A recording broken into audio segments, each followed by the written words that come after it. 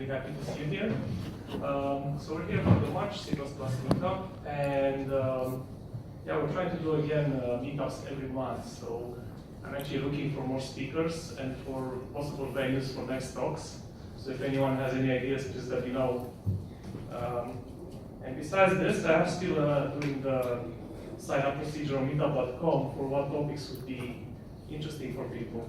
So I saw that some people have asked us about performance optimizations, Golang versus C++, zero-cost abstractions, C-line AST for tooling, graphical engines, baseband processing tools, concurrent programming, any topic which would be based on real technical experience and had practical value. So if anyone wants to give any talks on these topics, that would be great. So without any further ado, I would like to introduce our first speaker, Franklin Mathieu, and he will talk about building a mocking framework for C. Right. So, just for a little background, I'm a software engineer at Arista Networks, but before that, I was doing some side projects mainly on C and C++. Well, mainly C, let's be honest. And most of them were relating to unit testing. Some of you might remember that a few steps before I did a talk on the C++ unit testing framework. And this is like a continuation on a other part of testing, which is basically mocking. So when I first started, my first two programming languages were Java and C. And when I really got into Java, there was this thing called Mockito, I'm not sure if I'm pronouncing that right, but which was, well, used to do some mocking, and I was introduced to the world of mocking through that, and I found it to be really expressive and, well, cool to use. And a few years later, when I went on to let's say, hone my C skills, I was a bit disappointed to see that C didn't really have many choices.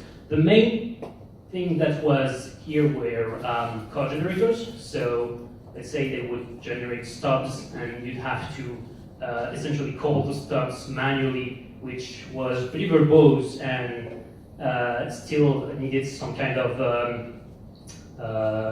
like Python or other tool chain that you had to add to your own build system, which wasn't really ideal, but I get it.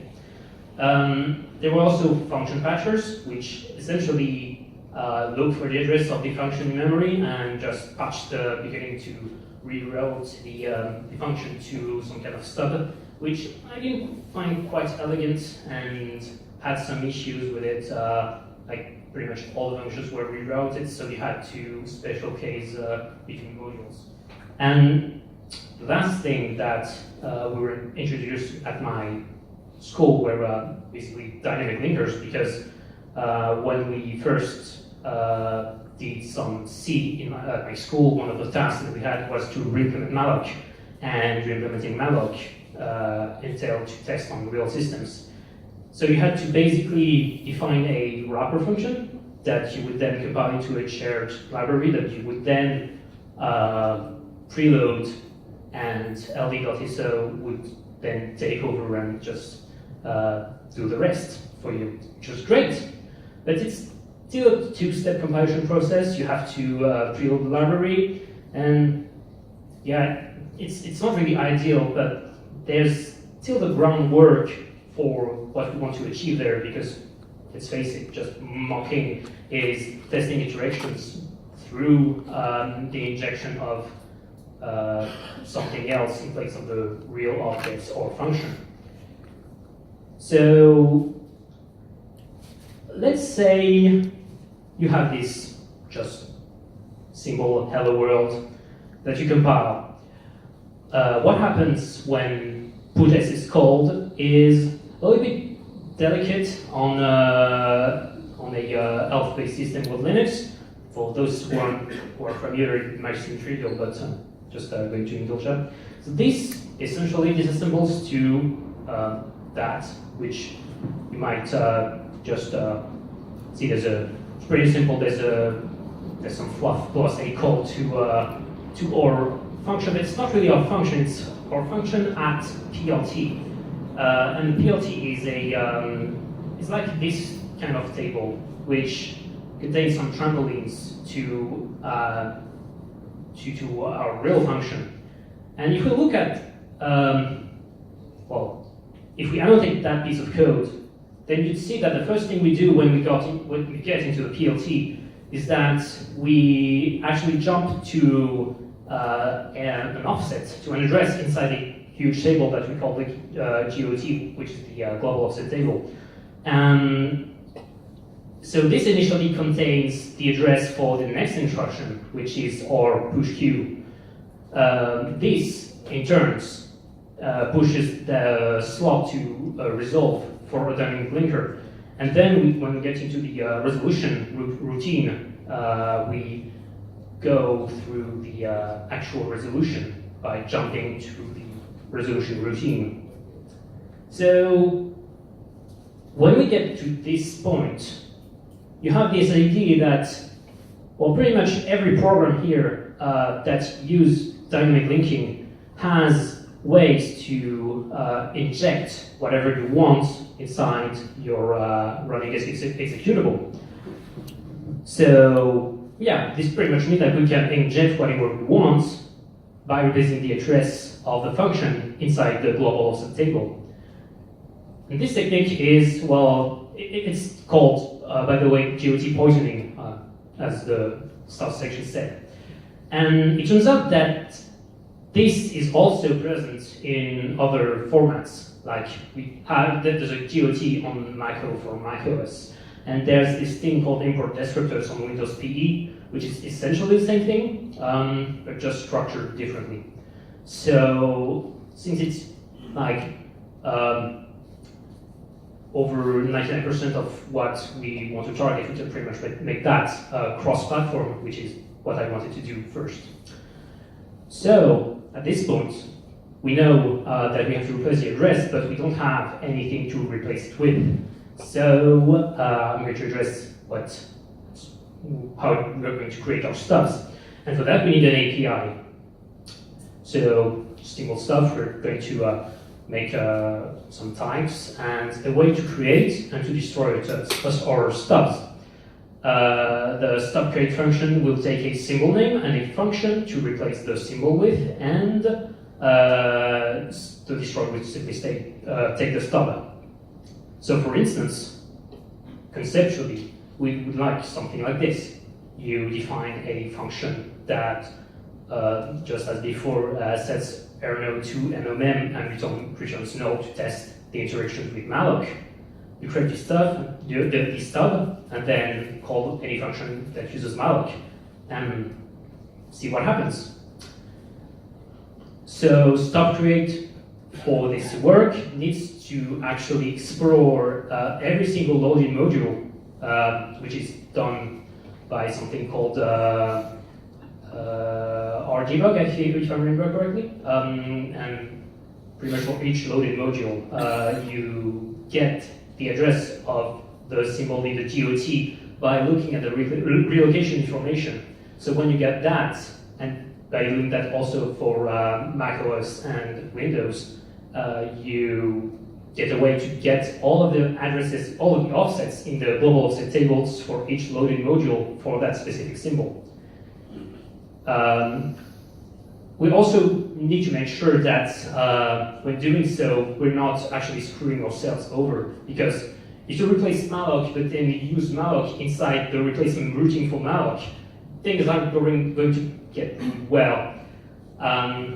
So you have to first explore all of the loaded symbols to get and store the real addresses of each of the vital functions you're going to use at the core. But then, yeah, this is pretty much everything for stubbing, but it's not near the level that we had for that Mockito has or anything else. So, because stubbing is stubbing and lets you pretty much do injection however you like, but you still have to write a lot of boilerplate code to track and make some kind of mapping. So let's say if you call malloc with this argument, it should return this argument, or set earner at that value, pretty much, and testing other kind of interactions, sorry. And for that, since we just have stubbing at this point, we need to add some kind of user context. So this complicates things a little bit. It's not, well, I mean, you just add an argument to a function and you make a way to retrieve your context, but it's a little bit delicate than that, because before that, you just simply replace the address by the address of your stub in the GOT and you were done. Well, at least it wasn't really a stub, it was mostly a replacement function. You put in your function and it just replaces the address. So it's not really that complicated. But then here we have to also add in some kind of initialization process, which is a bit delicate because you have then to care about calling conventions, and this is a bit tricky. So yeah, at this point the only thing left to do is to actually do that. Because if we go through assembly, you don't have to actively care about the calling convention. You just have to care about using a register, like a scrap register, to store the address you want to jump to on. Well, you want to jump on, sorry. But here, you don't actually have to care what register is set at, because then you just jump to the real function and the function takes that for you. You just have to pretty much push all of your context, all of the registers on the stack, do your context initialization thing, then pop all the registers back and then jump on the function. So that lets you pretty much put that away and care about that, I mean, from afar. You still have to care, but not as much as if you had to specify calling convention explicitly. So then we generate a few trampolines, and since we had some problems with ASLR and the fact that trampolines are mapped at random positions, then you have to pretty much do position independent code inside the trampoline. And that involves, well, it should involve the GOT, but we're actually hacking the GOT, so it would be a bad idea to go through the GOT again. So instead, we're just pushing the functions at the start of the trampoline, and then we get something workable of that. That's for the stubs. So for mocks, it's a little bit more fluff, let's say, on what we had with stubs. Stubs is basically the groundwork for how everything works, and mocks are basically stubs which do certain things like tracking how many times it has been called and with which parameters, and as well as returning effectively or doing some binding between parameters and return values. So let's say conceptually we have this mock, which for every size between 1 and 5 returns something, and every other size between 6 and 10 returns something else, and in the general case return null. That's essentially what the conceptual malloc mock could look like. So it's basically testing values and then returning all the values. But if you rearrange that to be a little bit more, well, first portable, because the code that I showed used some weird extension on the switch. But if we actually reorder that to make some mappings with parameters to values, storing that in a parameter map that you store inside your context that you initialized earlier, and then pretty much all that's left is just finding the right result for the parameter that you passed, and then either setting the error code appropriately or returning the right value. So, as with pretty much anything in C, when you have a problem, you involve macros. So yeah, it's not that pretty, but you get the idea. You define a mock, and then you pass a name to make the type symbol. Oh, I missed a semicolon there. Do way too much code these days. So yeah, you define your types, you define your function, and then you do pretty much the same thing, but in a more, let's say, generic way. But here, we're still stuck with a return type and a parameter. So that we throw in some parametric macro parameters to add some more, let's say, yeah, pretty much to handle pretty much any functions. And we do some token detection on the first parameter to actually take if we're going to have voids, since we can't return void, we have to make some kind of weird switch, or weird generation switch between the two.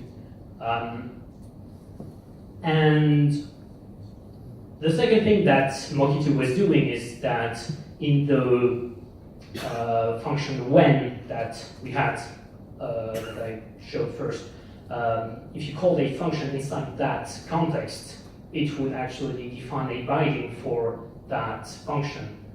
And so it would have been pretty much enjoyable to have also that. So to do that, we have to also make some kind of generation switch so that we can have something that knows when we're calling the function or the stuff inside the context or not.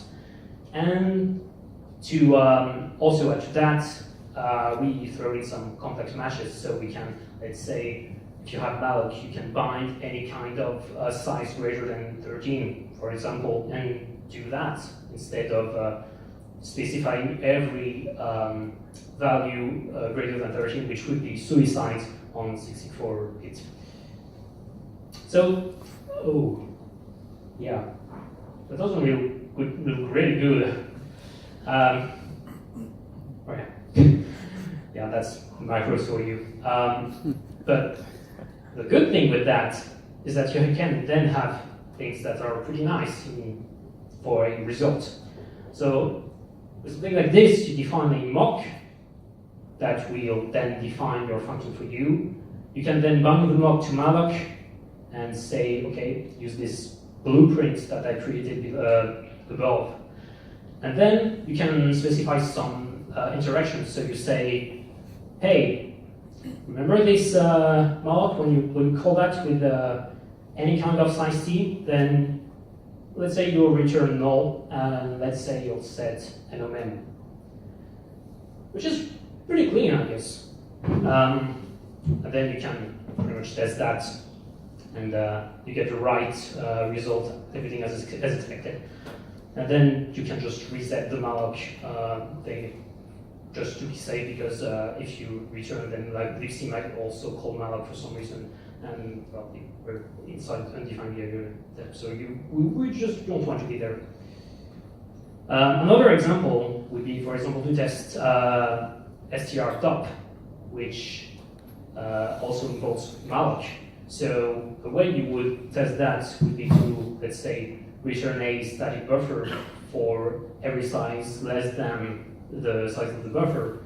And after that, just call the standard lib str_dump and just verify the interaction that malloc has been called with a size greater or equal than the reference string, which was the hello. And yeah, verify that it was called exactly once. So this approach has a few good things. It allows you to do some per module mocking. So as I showed there, you actually target the malloc on the inside the libc and nothing else. So if that function calls something in another module, it doesn't mock that call unless you do so explicitly. It's also that simple, and to be honest, the syntax is pretty sweet, at least in my opinion. Now, on the bad things, the first thing is that you can't mock static functions because it's not going through the dynamic linker. Some might call that a caveat. Others might call that also design decisions. It's not that clear at that point. I'm mostly in the camp where of people saying that it's mostly meant to be that way, because if you try to mock static function, then the static function is an implementation detail, and if you're trying to test that, you should probably test one of the things that that function calls, or make that function not static but with a hidden visibility, which gives you more flexibility, let's say. The second issue, which is a pretty funny one, is that compilers might decide to remove the call inside the mapping, like for this one, if you just have in the verify function or the binary function, if the function you call has no side effects, then you might decide to just remove that call, which is a pretty big gotcha. But to counter that, the mock function also returns a function pointer that you can call just for that. So it doesn't get removed because the compiler doesn't know what this function pointer is in advance. And as for the last two things, yeah, of course, OGOD macros and OGOD assembly. Macros is a pretty big thing, but so far I consider it a necessary evil. So, I mean, it could have been worse. And as for assembly,